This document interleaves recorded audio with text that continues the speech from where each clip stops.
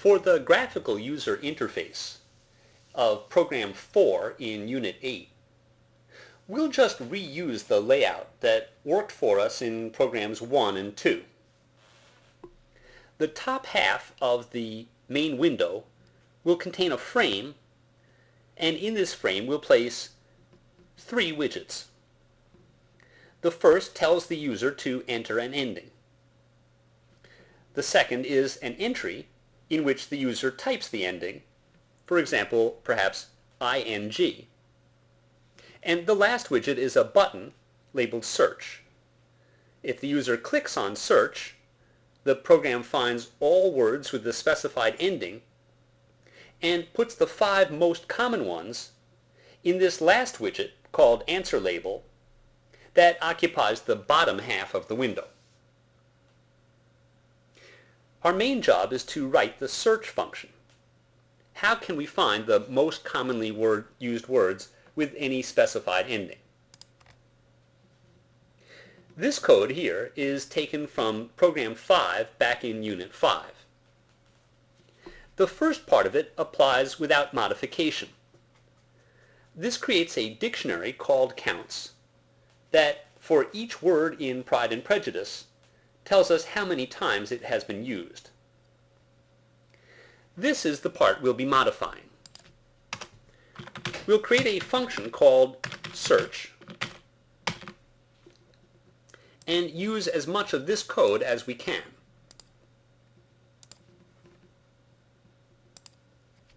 The original code made a list of all words ending with ing. We won't necessarily be using ing as an ending, so we'll change the name of the list to ending words. The ending itself is stored in the input label entry box. Let's get it and refer to it by the name ending. Now we'll go one by one through all the words in the dictionary. And we'd like to collect up all the ones that have the specified ending. This ending is not necessarily ing, it's whatever is referred to by the name ending. When we were looking for words ending with ing, we compared ing with the last 3 letters of the word, since there are 3 letters in ing. But now we need to compare a number of letters equal to the number in ending. So we'll go back this far.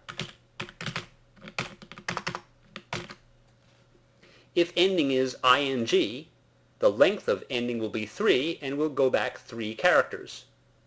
And in general, this will work now for any ending. When we find a word, we append it to the end of our list. At the end, we sort the list. And finally, we'd like to display the result. We don't want to see all of the words we've collected, just the last 5, since after sorting, these will be the most commonly used words. Earlier, we printed these on the shell window.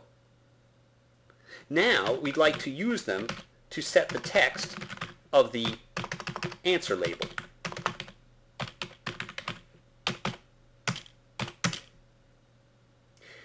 We'll format the list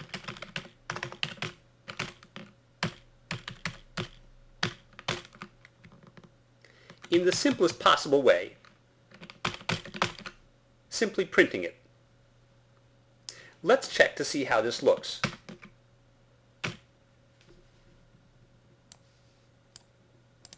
We type ing and get an error. Checking carefully, we see that our input box is called input box, but here we've called it input label. Let's fix that, and we'll run the program again in the second half of this screencast.